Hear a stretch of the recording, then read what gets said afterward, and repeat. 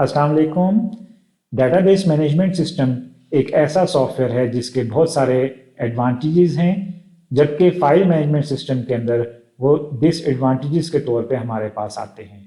इनमें से 7 ऐसे पॉइंट्स हैं जिनको मैं इस टॉपिक के अंदर कवर करने जा रहा हूँ और हम इसको किस तरह से एक ही टॉपिक को दो तरह से पढ़ सकते हैं या इसके अंदर दो क्वेश्चंस को हम कवर कर सकते हैं। एक डेटाबेस मैनेजमेंट सिस्टम के एडवांटेजेस या डेटाबेस के एडवांटेजेस और दूसरा फाइल मैनेजमेंट सिस्टम के डिसएडवांटेजेस। तो आइए चलते हैं कंप्यूटर स्क्रीन पे और इसकी तफसील देखते हैं। Chapter 7 database fundamentals, lecture 2 advantages of DBMS over conventional file management system. तो ऐसे कौन से एडवांटेजेस हैं डीबीएमएस के जो कि कन्वेंशनल फाइल मैनेजमेंट सिस्टम से उसको बेहतर बनाते हैं। अच्छा, यहाँ पे एक और चीज़ हम देख लेते हैं कि जो टॉपिक है इसके अंदर हम एडवांटेजेस पढ़ रहे हैं और डिसएडवांटेजेस का टॉपिक भी इसी के अंदर कवर होता है। किस तरह से डिसएडवांटेजेस से यहाँ पे मुराद है कि ऐसे एडवांटेजेस जो डीबीएमएस के हैं वो सारे डिसएडवांटेजेस हैं किसके, फाइल मैनेजमेंट सिस्टम के। क्योंकि फाइल मैनेजमेंट सिस्टम में जो इश्यूज आते हैं उन इश्यूज को ख़त्म करने के लिए डेटाबेस यूज़ होता है डीबीएमएस, और क्योंकि वो डिसएडवांटेजेस हैं तो उन्हीं को कन्वर्ट कर देते हैं एडवांटेजेस में डीबीएमएस के। अब हम देखते हैं कि ये कौन से एडवांटेजेस हैं जो कि डीबीएमएस के अंदर हमें मिलते हैं। सबसे पहला इसके अंदर हमारे पास ऑप्शन आ जाता है जिसको हम कहते हैं डेटा रिडंडेंसी, और हम इसको कह सकते हैं कि रिड्यूस कर दिया जाता है या रिड्यूस्ड डेटा रिडंडेंसी, ये हमारे पास एक एडवांटेज आ जाता है। अब डेटा रिडंडेंसी क्या चीज़ है? एक ये ऐसा वर्ड है जो कि इससे पहले शायद आपने ना सुना हो। रिडंडेंसी का वर्ड यूज़ होता है फॉर डुप्लीकेशन। अब ये डेटाबेस की स्पेसिफिक टर्म है रिडंडेंसी। डुप्लीकेशन का वर्ड मुख्तलिफ जगहों पे यूज़ होता है। डुप्लीकेशन मीन्स के सेम डाटा अगर वो ट्वाइस अ टाइम या इससे ज़्यादा आ रहा है तो वो क्या चीज़ कहलाती है? डुप्लीकेशन कहलाती है। तो फाइल मैनेजमेंट सिस्टम के अंदर रिडंडेंसी होती है, डुप्लीकेशन होती है, और ये एक डिसएडवांटेज है फाइल मैनेजमेंट सिस्टम का। अब डेटाबेस के अंदर रिड्यूस हो जाती है जितनी कम से कम हो सकती है, और बाज़ का बिल्कुल भी नहीं होती डुप्लीकेशन, इस वजह से रिड्यूस डेटा रिडंडेंसी इसको कहा जाता है। अब यहाँ पे हम एक एग्जांपल देख लेते हैं कि किस तरह से रिड्यूस हो जाती है रिडंडेंसी डीबीएमएस के अंदर। हमने पिछले लेक्चर में एक एग्जांपल पढ़ी थी सेल्समैन की, उसी को हम लेके दोबारा इस टॉपिक के साथ पढ़ेंगे कि अगर कोई सेल्समैन है और उसका डाटा है, वो डाटा पॉसिबल है कि वो मल्टीपल डिपार्टमेंट्स में हो किसी कंपनी के।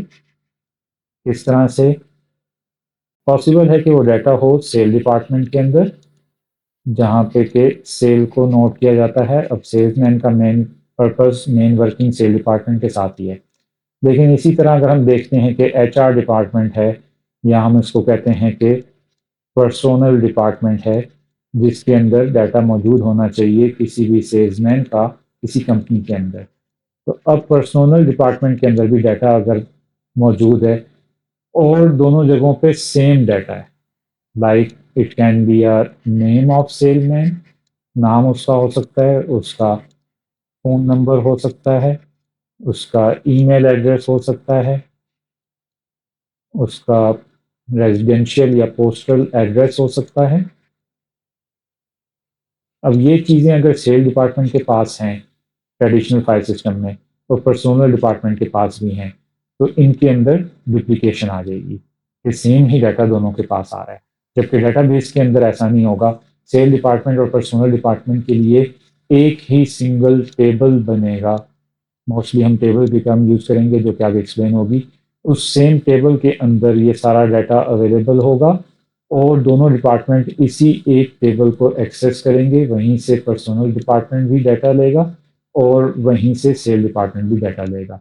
तो उससे क्या होगा, जो रिडंडेंसी है डाटा की वो रिड्यूस हो जाएगी।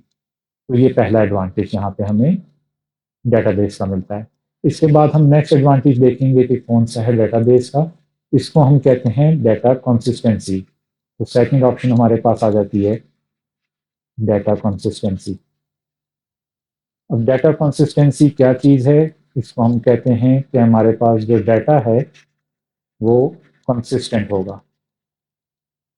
अब ये कंसिस्टेंट डाटा किस तरह का होता है? इसका मतलब है कि हमारे पास एग्जाम्पल सेम ही अगर हम लेते हैं, जो कि सेल्समैन की एग्जाम्पल है। इस एग्जाम्पल में हमने देखा था कि एक डिपार्टमेंट है जो कि सेल्स का है और दूसरा डिपार्टमेंट है जो कि एचआर या पर्सोनल का है। सेल्स डिपार्टमेंट के अंदर जो डाटा है सेल्समैन का, उसके अंदर नेम आ रहा है। नेम हम कहते हैं कि यहाँ पे आ गया अली। इसके अंदर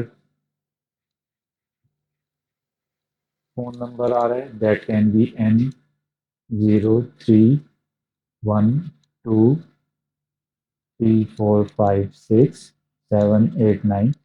रैंडम हमने एक नंबर यहाँ पे ले लिए। उसके बाद यहाँ पे कोई ईमेल एड्रेस आ रहा है, that can be Ali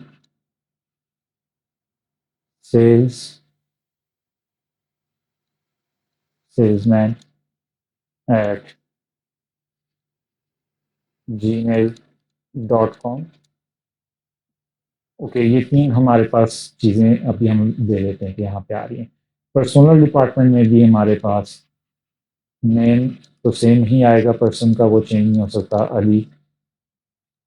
phone number अगर इसने अपडेट कर दिया है, एक नया फ़ोन नंबर ले लिया है, एंड दैट कैन बी 0311786231। कोई भी नंबर हो सकता है रैंडम।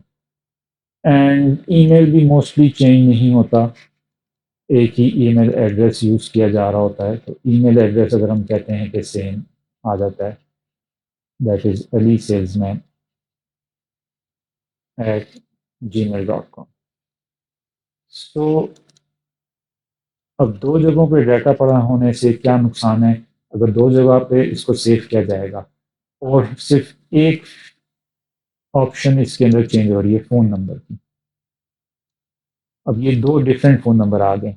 पर्सनल डिपार्टमेंट में इस पर्सन ने अगर चेंज करा दिया है और वो कम्युनिकेट नहीं हुआ सेल्स डिपार्टमेंट के अंदर, तो पर्सनल डिपार्टमेंट से डाटा अगर सेल्स डिपार्टमेंट के पास नहीं जा रहा और ज़रूरत पड़ जाती है फ़ोन करने की, तो इसके अंदर क्या हो जाएगा, प्रॉब्लम क्या आएगा कि जब डायल करेंगे सेल्स डिपार्टमेंट वाले, तो उनको पता लगेगा कि ये नंबर ऑफ है, इस नंबर के ऊपर कॉल नहीं जा रही। जबकि पर्सनल डिपार्टमेंट के पास ये नंबर ऑन है क्योंकि ये एक न्यू नंबर आ गया। तो इसको हम कहते हैं कि डाटा कंसिस्टेंट नहीं है या डाटा के अंदर कंसिस्टेंसी नहीं है। फाइल मैनेजमेंट सिस्टम में ये इश्यू आता है। जबकि अगर पर्सनल डिपार्टमेंट डाटाबेस के अंदर इस नंबर को चेंज करेगा, अपडेट करेगा, तो सेल्स डिपार्टमेंट को चेंज करने की ज़रूरत नहीं है, ये ऑटोमेटिकली इनके पास चेंज हो जाएगा।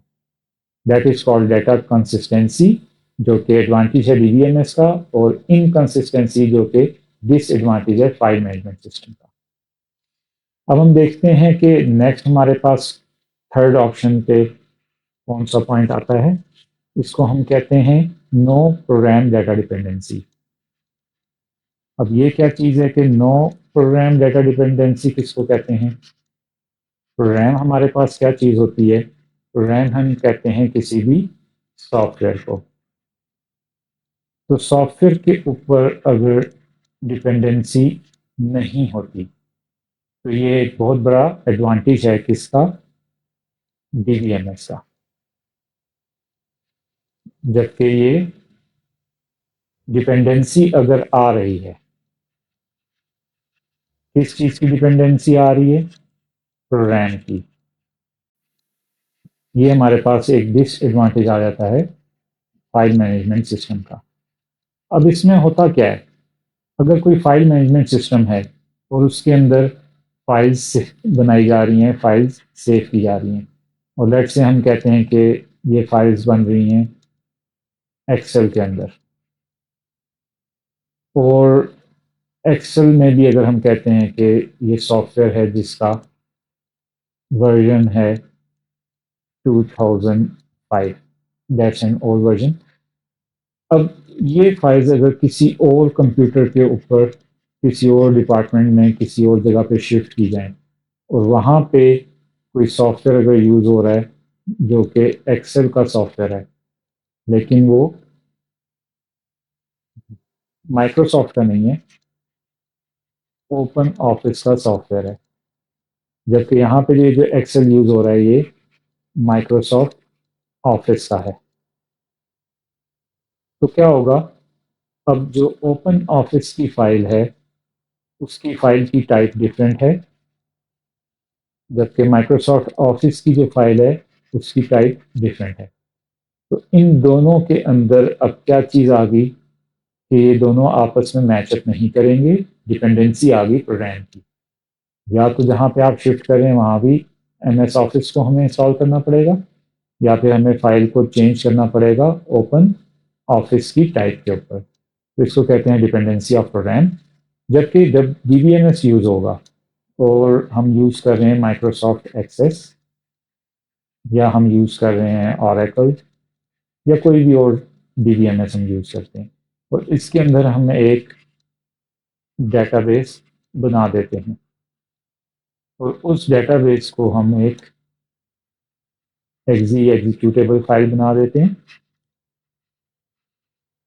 अब इस एग्जीक्यूटेबल फाइल की इंस्टॉलेशन होगी किसी कंप्यूटर के ऊपर, और अगर हम कोई कंप्यूटर चेंज करते हैं, कोई न्यू कंप्यूटर यूज़ करते हैं, तो वहाँ पे अगर हमने यही सॉफ्टवेयर दोबारा इंस्टॉल करना है, इसी सॉफ्टवेयर को यूज़ करना है, तो इसके अंदर अब प्रोग्राम की डाटा डिपेंडेंसी नहीं आएगी, नो प्रोग्राम डाटा डिपेंडेंसी, और द रीज़न कि हमारे पास एक डेटाबेस बन चुका है और इसी डेटाबेस को हमने दोनों जगहों पे यूज़ करना है। तो ये हमारे पास एडवांटेज आता है DBMS का और डिसएडवांटेज आता है फाइल मैनेजमेंट सिस्टम का। नेक्स्ट हम देख लेते हैं कि हमारे पास फोर्थ पॉइंट आएगा और इसके अंदर हम देखेंगे फ्लेक्सिबिलिटी। और फ्लेक्सिबिलिटी से क्या मुराद है?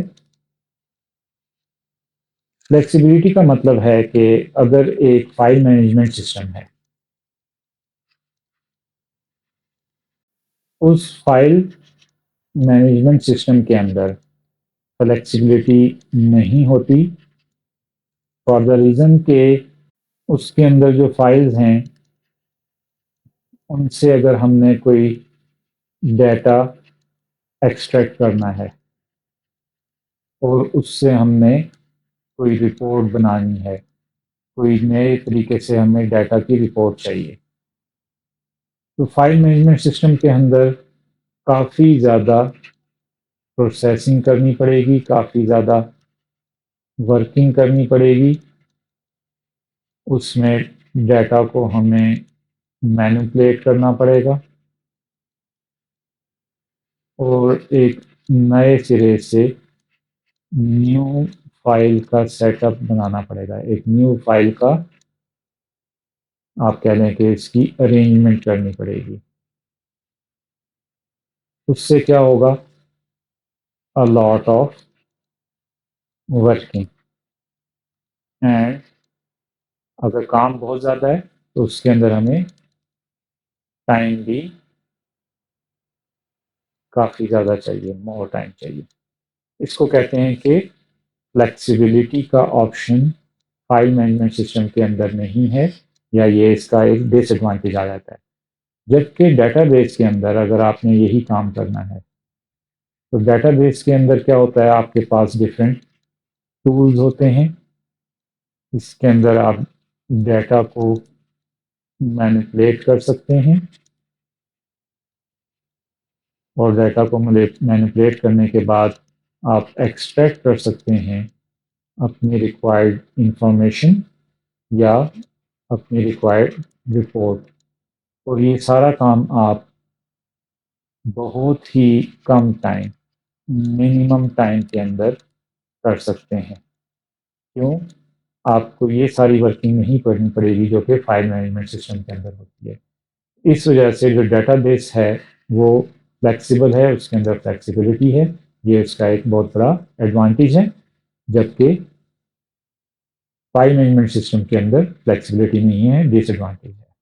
नेक्स्ट हम देख लेते हैं फिफ्थ ऑप्शन पे हमारे पास एडवांटेज आ जाता है डेटा को शेयरेबल बनाना या डेटा का शेयरेबल होना। अब अगेन हम देख लेते हैं कि अगर हमारे पास ये दो सिस्टम हैं, एक सिस्टम है डीबीएमएस का जबकि दूसरा सिस्टम है फाइल मैनेजमेंट का, तो इन दोनों के अंदर हमें क्या एडवांटेज और क्या डिसएडवांटेज मिल रहा है। डीबीएमएस के अंदर डाटा हमारे पास एक सेंट्रल लोकेशन पे मिलेगा, सेव किया हुआ होगा। आमतौर पे हम कहते हैं कि एक टेबल के अंदर डाटा होगा। इस टेबल में से आपको मुख्तलिफ ऑप्शंस मिल जाते हैं इस चीज़ के कि आप शेयर कर सकें किसको, डाटा को। किस तरह से ये ऑप्शंस क्या होंगे, ये ऑप्शंस होंगे कि हमें किसी टेबल में से एक और व्यू मिल जाए, इसमें से एक पोर्शन मिल जाए टेबल का, कंप्लीट टेबल ना हो उसके अंदर। इसमें से हम एक इसमें से हम एक क्यूरी बना सकें, एक्सट्रैक्ट कर सकें डाटा को। इसमें से हम रिपोर्ट बना सकें। तो ये सारे ऑप्शन हमें मिल जाते हैं डीबीएमएस के अंदर। और उससे क्या होगा कि जितना ऑप्शन हमने शेयर करना है इन सब में से हम इजीली उतना ही ऑप्शन शेयर कर सकते हैं, सो डाटा हमारे पास शेयरेबल रहता है। फाइल मैनेजमेंट सिस्टम के अंदर हमारे पास डाटा सेंट्रल लोकेशन पे नहीं है, डिसेंट्रलाइज है। डिसेंट्रलाइज का क्या मतलब है? इसका मतलब है कि ये हमारे पास मल्टीपल फाइल्स में मौजूद होगा। अब अगर मल्टीपल फाइल्स में है तो उससे क्या होगा, ये डाटा हमारे पास नॉट शेयरेबल शेयरेबल नहीं रहेगा।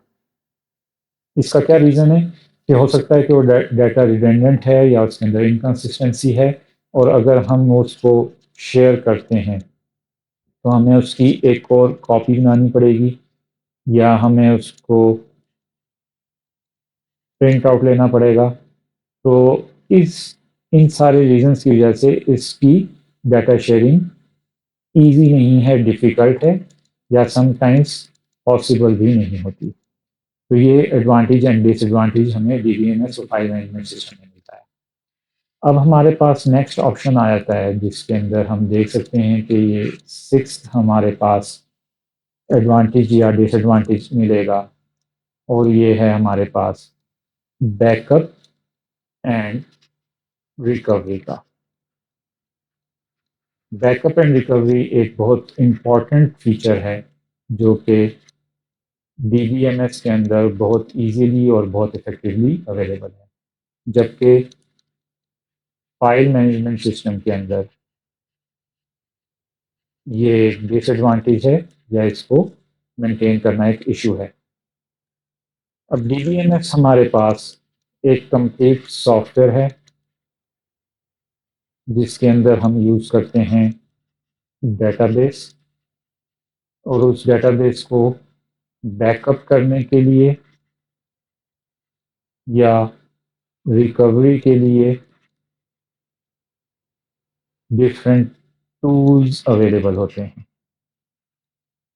और इन टूल्स की मदद से हम वन क्लिक के ऊपर इजीली बैकअप कर सकते हैं डाटा को, और हम उसको रिकवर भी कर सकते हैं। बैकअप के डिफरेंट वर्जन्स भी बन जाते हैं, और ये वर्जन्स बन जाते हैं with respect to date and with respect to time. तो हम उनमें से जिस वर्जन पे भी बैकअप को रिकवर करवाना चाहते हैं, इसको हम ईज़िली कर सकते हैं। ये सारा ऑप्शन हमारे पास अवेलेबल है DBMS के अंदर। जबकि फाइल मैनेजमेंट सिस्टम में अगर हम दोबारा वही एग्जांपल लेते हैं कि हम एक्सेल की फाइल यूज़ कर रहे हैं, तो एक्सेल के अंदर कोई ऐसा टूल नहीं है जिसकी मदद से हम किसी डाटा का बैकअप ले सकें।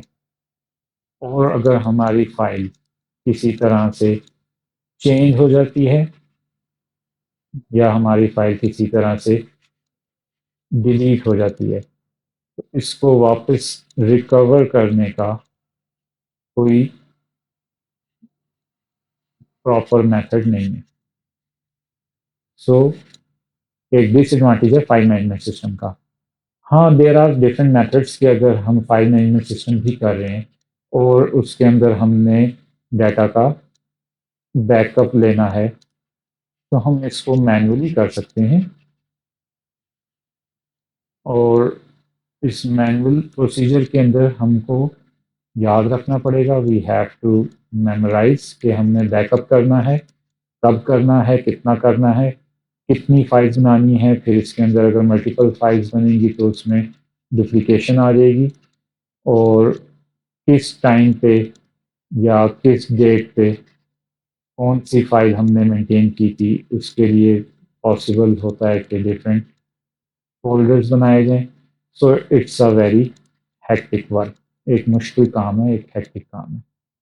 तो ये एक हमारे पास एडवांटेज और डिसएडवांटेज आ जाता है डेटाबेस का, या फिर हम इसको फाइल मैनेजमेंट सिस्टम का डिसएडवांटेज कह सकते हैं। फाइनली हमारे पास सेवंथ ऑप्शन यहाँ पे आ जाता है, जो कि डाटा की सिक्योरिटी का है। सिक्योरिटी एक बहुत ही अहम फीचर है जिसको कि मेंटेन करना बहुत इंपॉर्टेंट है किसी भी कंपनी के लिए, किसी भी ऑर्गेनाइजेशन के लिए।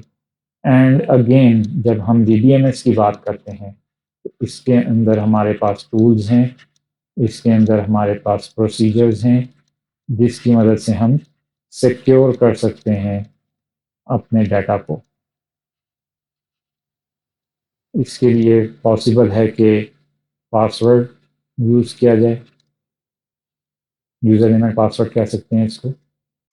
पॉसिबिलिटी है कि कोई बायोमेट्रिक का मेथड यूज़ किया जाए, जिसको हम कह सकते हैं कि फिंगरप्रिंट। एंड अगर हम यही चीज़ देखते हैं फाइल मैनेजमेंट सिस्टम के अंदर, तो कोई भी फाइल है अगर कंप्यूटराइज है, उसके अंदर ऐसा कोई फीचर नहीं है।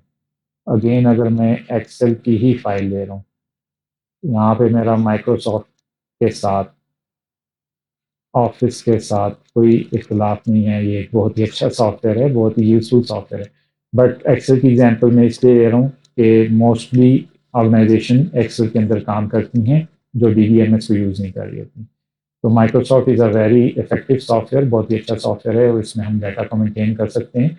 बट उससे बेहतर है एक्सेल से माइक्रोसॉफ्ट एक्सेस, जो कि डेटाबेस है।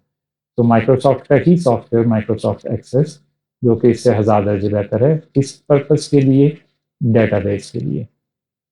तो अगर आपने एक्सेल यूज़ करना है डेटाबेस के लिए, that's not a good option. तो आपको माइक्रोसॉफ्ट एक्सेस यूज़ करना चाहिए बजाय के एक्सेल के। तो ये एक तो वैसे ही दरमियान में एक बात आ गई थी। एंड अगर हम देखते हैं कि एक्सेस के सिक्योरिटी फीचर्स क्या हैं, अगर इसकी फाइल आपके पास अवेलेबल है तो आप इसको प्रोटेक्ट कर सकते हैं कुछ हद तक। लाइक इसके ऊपर आप पासवर्ड लगा सकते हैं, बट इससे ज़्यादा नहीं। यूज़र नेम नहीं आ सकता, बायोमेट्रिक नहीं आ सकता, कोई और सिक्योरिटी फीचर नहीं आ सकता। सो ये सारी चीज़ें आती हैं, 7 पॉइंट्स हमारे पास बनते हैं जो कि हमारे पास एडवांटेजेस बनते हैं DBMS के, और डिसएडवांटेजेस बनते हैं फाइल मैनेजमेंट सिस्टम के। यहाँ पे हमारा आज का टॉपिक ख़त्म होता है। उम्मीद है कि आपको ये चीज़ें समझ आ गई होंगी। अगर किसी का कोई क्वेश्चन हो तो कमेंट्स में कर सकता है। तो अगर आपको ये वीडियो पसंद आई हो तो इसको लाइक करें और शेयर करें और चैनल को सब्सक्राइब करें, ताकि मज़ीद आपको लेक्चर्स मिलते रहें और आप ऑनलाइन कंप्यूटर साइंस पढ़ते रहें। Thank you very much. अल्लाह हाफिज़।